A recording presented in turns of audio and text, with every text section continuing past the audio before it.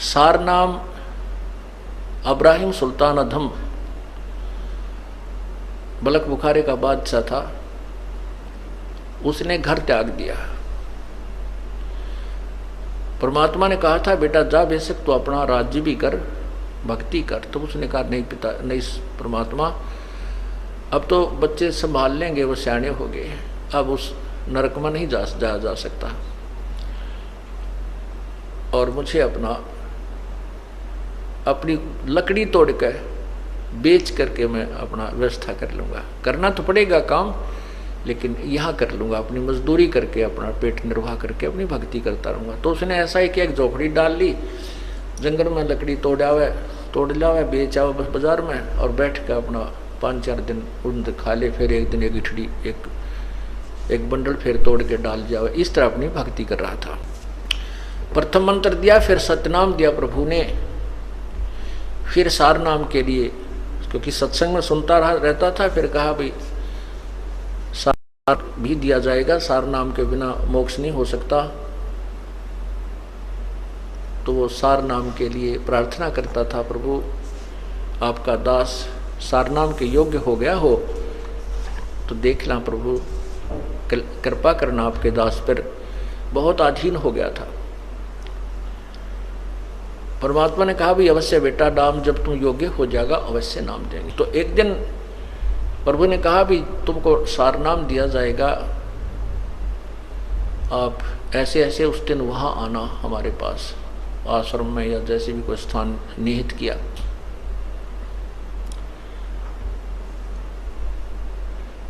अब उधर से परमात्मा ने अपनी एक शिष्या से कहा बेटी, क्योंकि जहाँ परमात्मा रहते थे, क्योंकि सतगुरु ना जाने कितनी बार आए हुए हैं, वो केवल कबीर नाम से प्रकट हुए हैं, कति आम सामी तो अब मैं भगवान हूँ और वो सारा अन्य उनमें भी आए हैं और कुछ दिन अतिथि रूप में रहे हैं। उनके विषय में कोई ये नहीं बता पाया कि ये कौन थे, कहाँ के रहने वाले थे।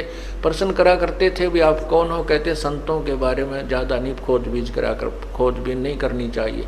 इस तरह वो गुप्त रूप में काफ़ी समय तक 10-20 वर्ष 50 वर्ष कहीं रह जाते थे, फिर चले जाते थे, अपने अन्य रूप बना कर भी आते रहे।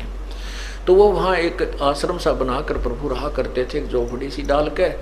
तो वहाँ बुलाया उनको के, और उसमें प्रवेश करने से पहले 5-4 मकान आते थे,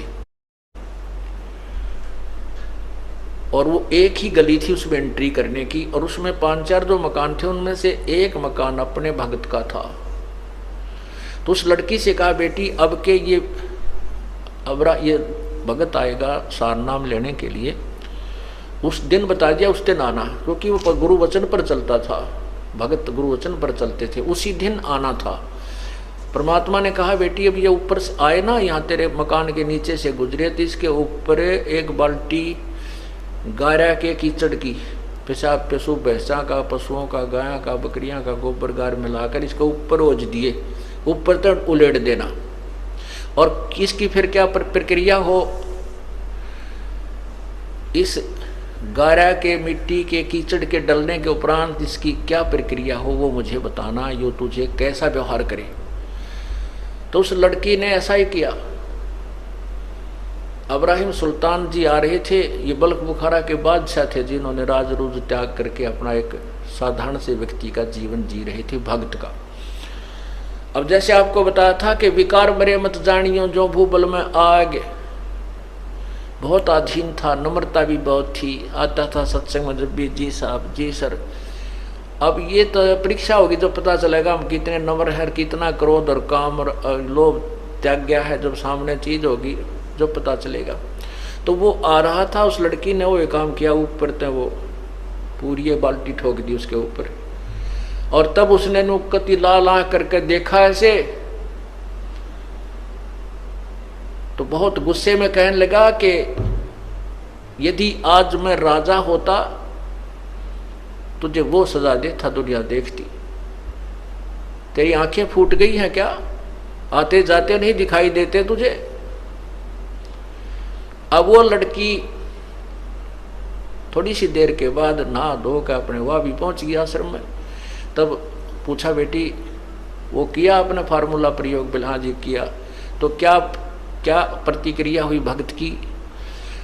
उसको नहीं पता था कि ये कभी राजा भी था, लड़की को नहीं मालूम था कि ये राजा था, क्योंकि वो नहीं बताता था। तब उसने पूछा, लड़की ने अपने परमात्मा से, गुरुदेव से, कि हे भगवान, क्या ये राजा था? तो उसने, गुरुदेव ने यानी परमात्मा ने, कबीर जी ने कहा, क्यों बेटी, क्या बात है? कि जब मैंने इसके ऊपर बाल्टी डाली ना, पानी का कीचड़ डाला, तो मेरे से खुद क्रोध में कहने लगा, यदि आज मैं राजा होता, अगर आज मैं राजगद्दी पर होता, राज्य ना छोड़ा होता, तो तुझे वो सजा देता और यहाँ संसार देखता।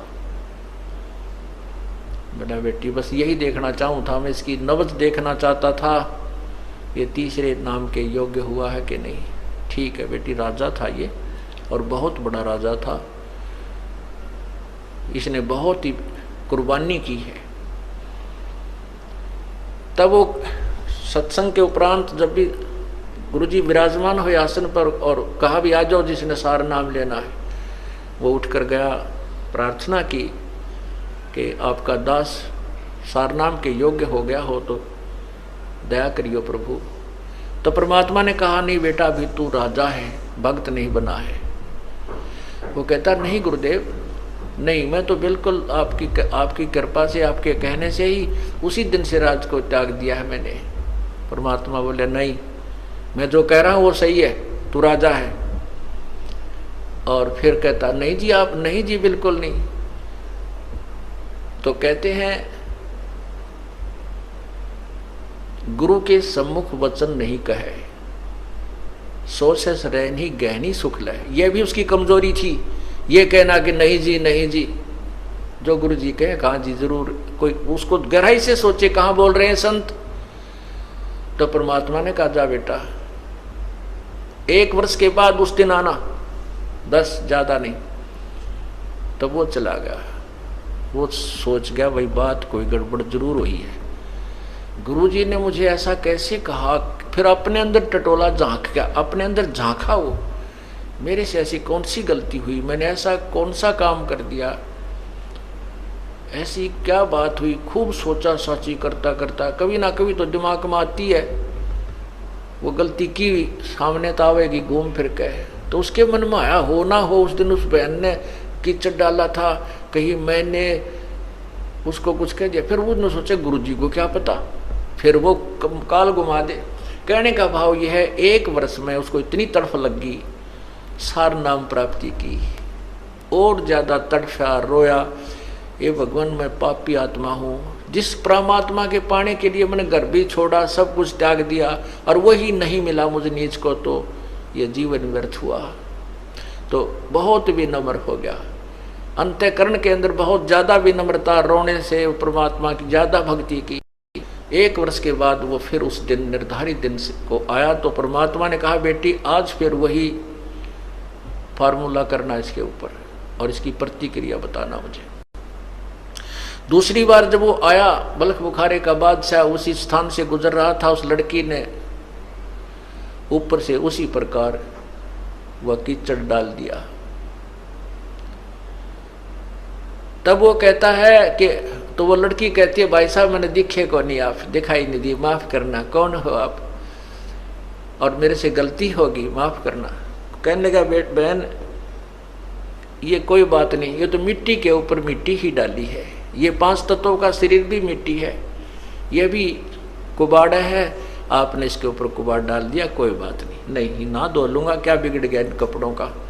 इतनी विनम्रता उसके अंदर आई। तब वो परमात्मा के चरणों में पहुंचा। फिर तो उल्टा चला गया हो, किधर नदी नहर में जाकर नहाया धोया, कपड़े धोए, सुखा सुकू का फिर आया। आना था उस दिन, तो चरणों में बैठ गया। तब लड़की से पूछा परमात्मा ने, बेटी आज क्या गतिविधि थी उस भगत की। आज उसने जी ऐसे ऐसे कहा कि कोई, मैंने तो कहा भाई साहब गलती होगी, मैंने दिखाई नहीं दी, माफ़ करना। वो कहने लगा, नहीं कोई बात ना बहन, माटी पर माटी ये तो डाली है, इससे क्या फ़र्क पड़ गया, मिट्टी पर मिट्टी ही डाली है, आप धो के नहा धो के आ जाऊँगा, क्या फ़र्क पड़ गया। तब परमात्मा से उसने फिर अर्ज की कि प्रभु आपका दास सार नाम के योग्य हो गया हो तो क्षमा करना, दान करना दाता। तब वो कहते हैं कि हाँ बेटा आज तू नाम के योग्य हो गया, आज सार नाम तुझे दूंगा।